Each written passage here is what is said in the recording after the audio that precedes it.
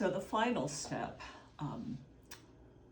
in creating an icon is to seal it in some way, either by applying a varnish, which lays on the surface of the icon, or more traditionally, we apply a layer of linseed oil. It's referred to in the Russian tradition as Olifa, and I'll talk to you more about the pros and cons of those two philosophies, but first I'm going to show you how I now finish my icons. I use a mixture of half and half of two types of linseed oil. One is just refined linseed oil, which is about the thickness of vegetable oil.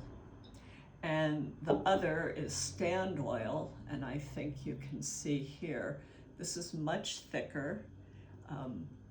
This has been allowed to thicken up naturally in sunlight.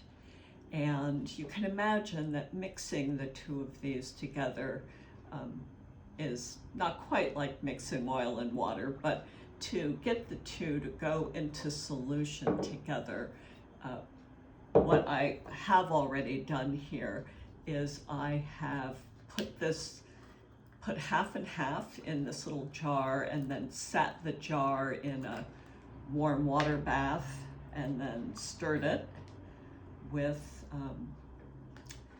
to make it homogeneous.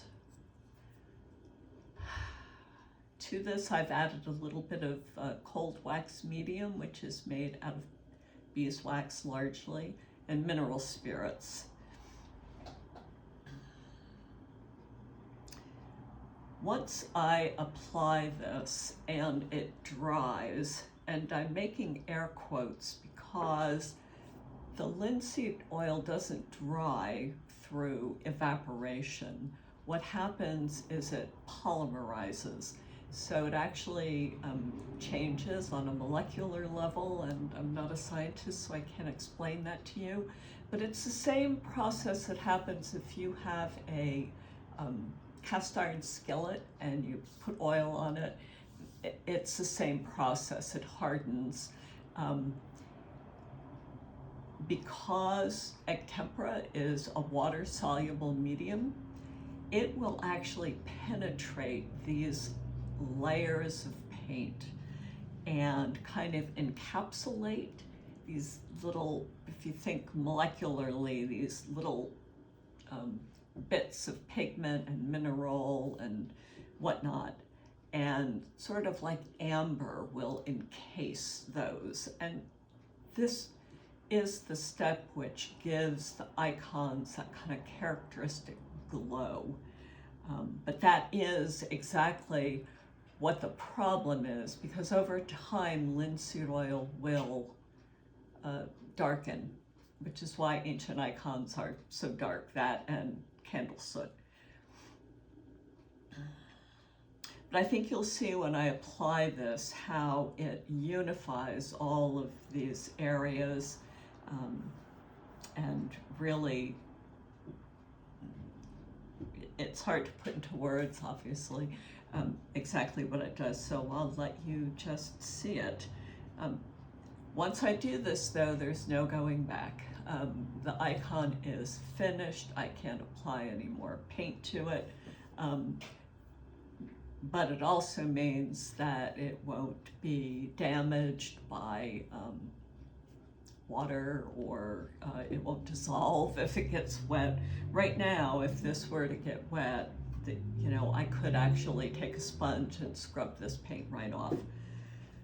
So, I guess the other thing I'd mention is that the egg tempera itself also polymerizes, and so it's important to allow an icon to cure for, again, there's a lot of opinions about this, anywhere from a couple of months to, there are iconographers who say you mustn't oil an icon for a year.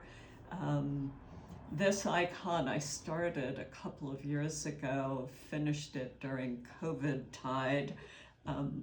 It's an icon of the resurrection, and so I want to oil it so it's ready for Easter 2021. And I can talk to you more about the icon and the symbolism in it. But now I'm going to oil it. And there's nothing magical about it. I'm simply going to oil it in the name of the Father and of the Son and the Holy Spirit.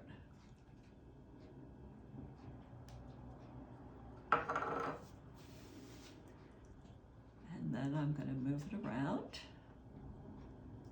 on the surface. I think where you'll see a big difference in color is here. When painting, an iconographer has to anticipate this last step because, as you can see, it reveals the various layers, and sometimes it's a happy surprise, sometimes not so much. The trick I've learned is to, when I think I've finished an area, I'll just wet it with some clean water, which will allow me to preview sort of what the oil's going to do to it.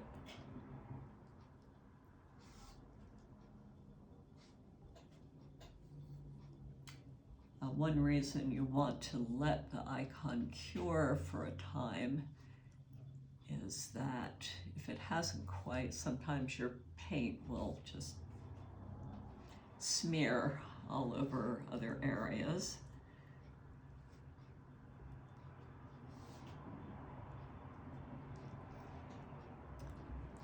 And this is one of my favorite steps, to kind of, I don't know, caress, actually, this thing you've labored over for months and months.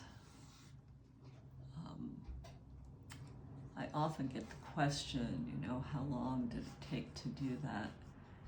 And every time I start a new icon, I think, well, I'm actually gonna keep a log of my hours, and I never do. There's a lot of time that's spent just looking. Do you count that? I usually have a few icons going at the same time.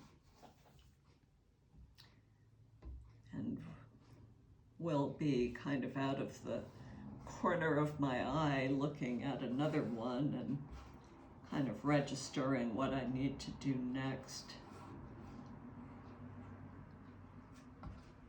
And I'm not sure if that quite counts. Now, I could have made a little more Olifa,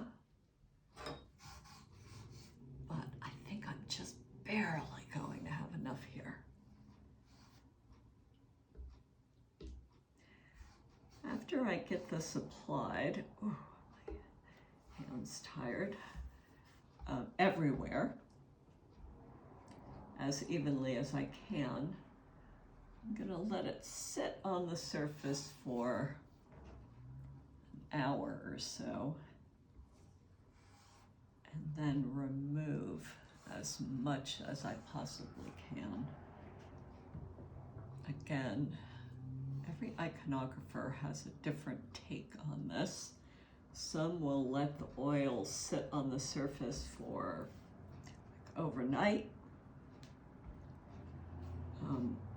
I've settled on this as allowing enough to penetrate, but not so much that it will darken too quickly over time. Wow, this border really changed. I think I like it.